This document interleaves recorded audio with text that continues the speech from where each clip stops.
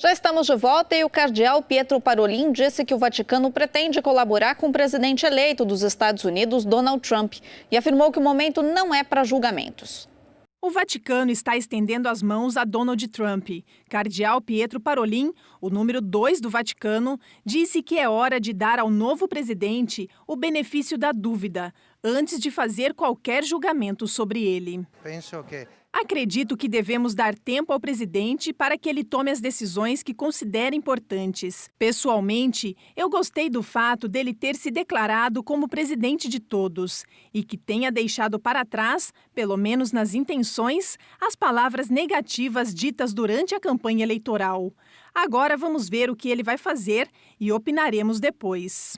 O cardeal afirmou que o mundo tem muitos conflitos e que os Estados Unidos devem continuar usando a sua voz para facilitar o diálogo internacional. Além disso, ele fez uma lista das primeiras questões nas quais estão dispostos a colaborar com Donald Trump. Eu penso que a questão da paz é um dos temas principais.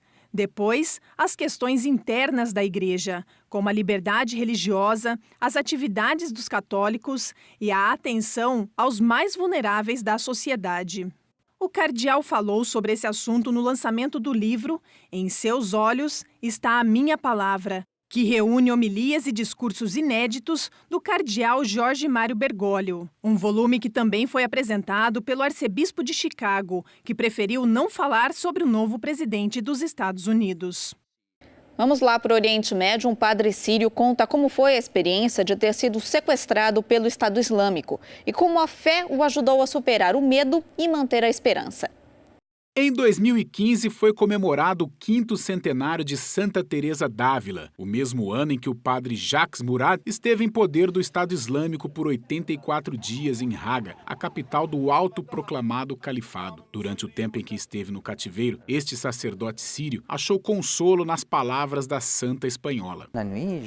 Uma noite durante o sequestro eu estava tentando dormir, estava desesperado, passei por um sono e acordei cantando. Nada te perturbe, nada te amedronte. Em árabe, tão espontaneamente, nem sei como. Não entendi nada naquele momento, mas eu experimentei um consolo e uma paz dentro de mim que me fizeram esquecer que eu estava na prisão. Padre Jacques pensava que cada dia no cativeiro poderia ser o último de sua vida. Ele estava em condições sobre-humanas, junto com 250 cristãos de sua paróquia na Síria. Entretanto, ele conta que apesar do medo, ele pôde experimentar a presença de Deus mais do que nunca.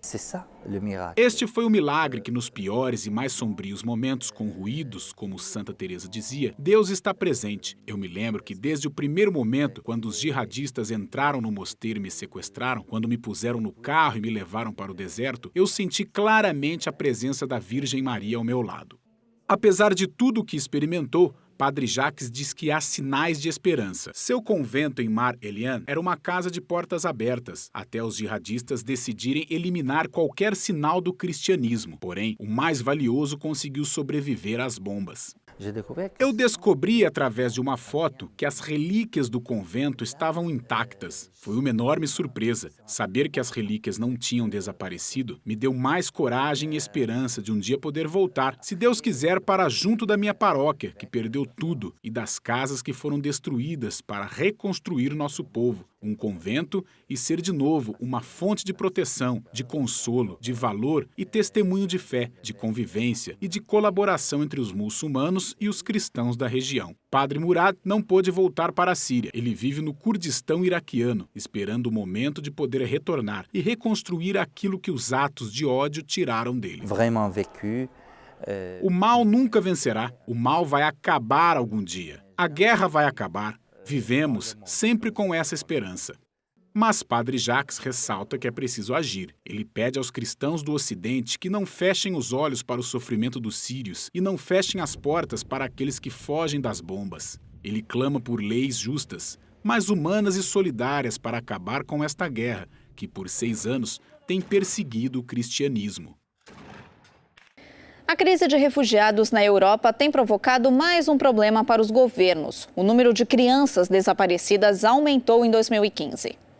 A cada 2 minutos, uma criança desaparece na Europa. Em 2015, 54% desses casos foi fuga. Cerca de 30% foi de rapto por parte de um dos pais e 2% foi de crianças desacompanhadas que fugiram. Durante o processo de migração em 2015, 89 mil crianças desacompanhadas chegaram a países da União Europeia. Deste total, 10 mil foram reportadas como desaparecidas, depois de se separarem de suas famílias de forma intencional ou não. Muitas, então, viram uma estatística surpreendente de exploração criminosa, o que aflige as autoridades pela Europa. É um problema cada vez maior, porque os líderes do tráfico estão cada vez mais dirigidos às crianças que vêm para a Europa. Assim, quando são raptadas, muitas temem acabar na exploração sexual. É muito difícil obter dados sobre isso, também porque não há realmente um acompanhamento sobre os casos de desaparecimentos. There is not really a follow-up on the cases of disappearances. O que é surpreendente é que agora há um aumento de crianças mais jovens que desaparecem. 29% de todas elas, acompanhadas ou desacompanhadas, pedindo asilo em 2015 eram menores de 18 anos e 60 mil tinham menos de 14 anos. Para inverter essas tendências, a ONG Crianças Desaparecidas na Europa pediu aos governos para se envolverem e ajudarem as crianças carentes.